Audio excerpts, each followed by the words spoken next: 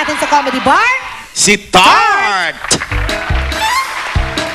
Makibaka, wag magtago, kulasisi, wag magsisi, may asawa, bonggang-bongga. Andiyan pala kayo. Naku, first time yan yung mga ganyang reaksyon sa akin. Kahit saan po kasi ako magpunta, kung ano-anong tawag nila sa akin. Minsan, kauli, kaulayaw, kulasisi, kerida. Minsan nga, pag mayaman, ang tawag sa akin, concubine, other woman, mistress. Pag bakla, escabeche na lang ang tawag sa akin. Mas maganda na nga lang kung mahirap ang kasama ko. Ang tawag sa akin, mga agaw. At least, malay mo na pagkamalan akong snatcher, mga agaw ng cellphone. Hi, pero stop calling me names that I don't like to hear. May pangalan din naman ako. My name is Baby Gretz. At ako ang certified member ng kababaihan, ang balak ay itumba ang tahanan. In other words, kabet. Tinawag kasi kaming kabet dahil kami ang babaeng mahilig magpakalabet. Na mahilig sa pakbet, pero mabait, kaya kinukulit. Yun nga lang, minsan sumasabit. pero sa totoo lang, hindi nyo ba naisip kung anong importansya ng mga kabet? Kami kaya ang nagpapaisip sa mga may asawa, sa mga babaeng naiiwan sa bahay na mag-ayos na, at saka naliligo dapat, di ba? Kung walang kabet, maliligo ba yung mga misis na yan? Hello? At saka eto pa ha, kami kaya ang mga nasa likod ng mga taong tinitingala nyo. Yung huling boyfriend ko, doktor. May naging boyfriend akong engineer. May naging boyfriend akong senador. Ngayon, presidente. Presidente ng TODA, ano ba kayo? Pero kahit presidente lang siya ng TODA, nako, ang hindi nyo alam, naitira niya ako sa kondo. Bongga kaya yon. Kahit gipit sila, nasa kondo ako. Siyempre, ang last kong pinabili sa kanya yung iTouch. Sabi niya, itatouch na lang daw ako hanggang mapaay ako. Ay!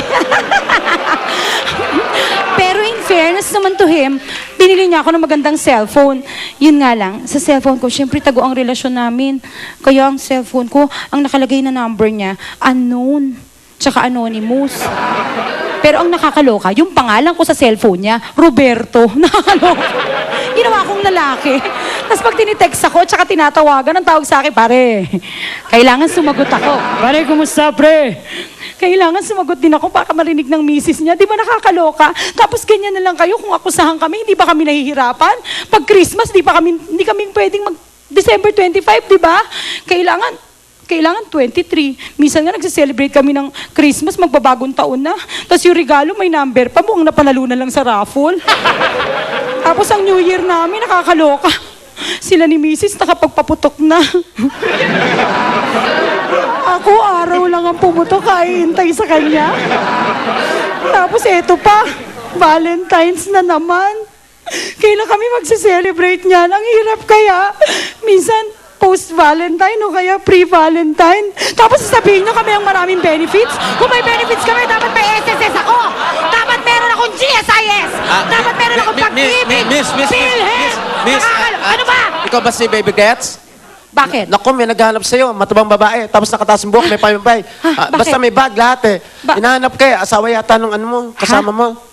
Ako? Oo, ikaw. Asan dyan? Saan ako magtatago? Basta doon eh, papunta rin dito eh. Bahala ka sa buhay mo. Patago ako. Ewan ko sa'yo. Patago ako. Huwag ka magtago sa mukha mo. Please naman. Bahala ka. Please naman. Bahala ka. Ano po? Nako. Lagot ka! Lagot ka! Lagot ka! Kasi naman, bakit naman, naku, masama yun. Palapakan natin si Tart, mga kaibigan. Pero huwag natin gayahin. Oo, di ba? Huwag natin manira ng buhay na may buhay. O, di ba kinakalat ka? Na pamilya na may pamilya. Pero mahusay si Tart. Palakpakan. Oo. Alam mo, Bes, dahil gusto natin siyempre ang the best para sa ating audience, nag-iikot po kami sa iba't ibang comedy bars para maghanap ng magagaling na stand-up comedians na pwede nating mai-guest dito. Kaya stay tuned dahil makikita nyo na sila sa Comedy Bar.